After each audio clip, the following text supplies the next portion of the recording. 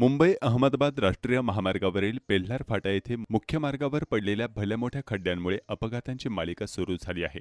गेल्या काही दिवसांत या खड्ड्यात वाहने आदळून सुमारे 7 दुचाकीस्वार जखमी झाल्याची माहिती समोर आली आहे.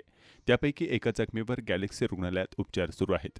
पावसामुळे खड्ड्यात पाणी साचत असल्याने वाहन चालकांना त्याचा अंदाज येत नाही. त्यामुळे विशेषतः दुचाकीस्वारांचा तोल जाऊन ते रस्त्यावर कोसळतात. रात्रीच्या वेळी हा धोका अधिक वाढत असून वाहन चालकांमध्ये भीतीचे वातावरण आहे.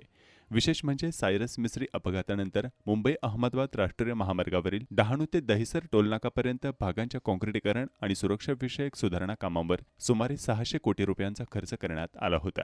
मात्र एवढा निधी खर्च होऊनही पेल्हार फाट्यासारख्या महत्त्वाच्या ठिकाणी जीवघेणे खड्डे निर्माण झाल्यानं तसेच महामार्गावर काही ठिकाणी खड्डे पडत असल्यानं महामार्गाच्या कामांच्या गुणवत्तेवर आणि देखभालीवर प्रश्नचिन्ह उपस्थित होत आहे. वारंवार अपघात होऊनही राष्ट्रीय महामार्ग प्राधिकरण आणि संबंधित यंत्रणेकडून तातडीने दखल घेतली जात नसल्याचा आरोप वाहन चालक करत आहेत.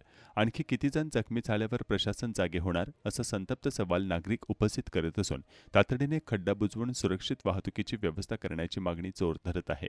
सर बहुत तकलीफ होता है, दिन भर आए दिन कोई ना कोई तो गिरते ही रहता है सर, दिन भर तो क्या कभी कभी तो गिरता तो टायर ही निकल जाता है एक आध गाड़ियों का ऐसा, और बहुत से लोग तो ऐसा गिरते हैं ना सर, एकदम मतलब बहुत कंडीशन बहुत खराब है रोड की सर. गाड़ियों का सर जो है वो तो छोड़ ही दो फिलहाल, बहुत मतलब अपना भी नुकसान और गाड़ी का भी नुकसान है सर.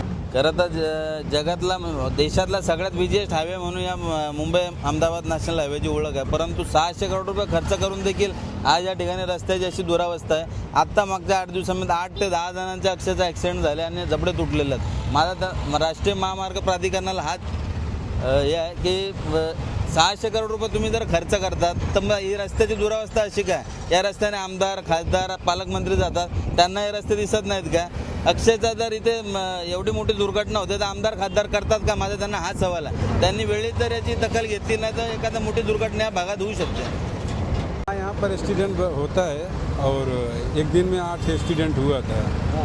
हाँ, और फिर हम लोग चले गए, फिर वो लोग लेकर गए रिक्शे में बैठा के. यहाँ पर होता है वो खड्डे के कारण वहाँ पर होता है एक्सीडेंट. यहाँ बाइक वाले का ज़्यादा होता है, गड्ढा ज़्यादा है ना, इसके कारण से 6-7 का एक्सीडेंट हो चुका है. ये तो महीना दिन होने को आ गया.